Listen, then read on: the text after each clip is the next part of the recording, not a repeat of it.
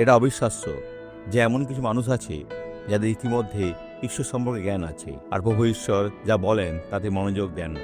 দেখুন তিনি জিরোমীয় 7:9 পদে কি বলেছেন। তোমরা কি চুরি, নরহত্যা, ব্যভিচার, মিথ্যা শপথ এবং বালের উদ্দেশ্যে ধূপদান করিবে এবং যা যে ওকে জ্ঞান নাই এমন অন্য দেবগণের পশ্চাৎগমন করিবে, এটার কোনো কার্য নাই। আপনি প্রশ্ন করতে পারেন, আমি কি করব?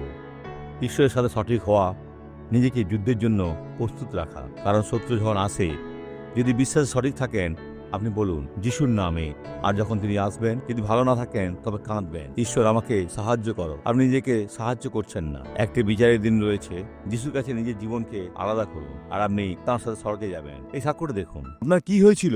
আমি চলতে চাইতাম। আপনি কি চলতে চাইতেন? চাইতাম। আর আপনাকে কে বাধা দিচ্ছে? উনি কি চলতে বাধা দিচ্ছেন? এটা কি আপনার লাঠি? কতদিন এই লাঠি ব্যবহার করছেন? 2018 থেকে।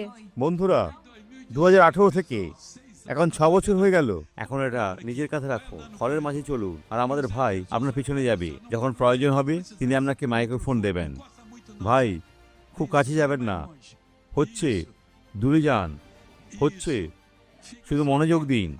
এখন এদিকে ঘুরুন।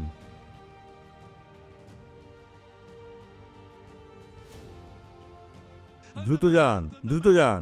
আসুন প্রার্থনা করি। পিতা, যারা বন্ধনে রয়েছে তাদের জন্য প্রার্থনা করি, আর যারা সিদ্ধান্ত নেয়নি, পিতা, পাপ কিছু দেয় না, এই ব্যক্তির সাথে কথা বলো, তাদের ধার্মিকতার ও অন্বেষণের অনুভূতি দাও।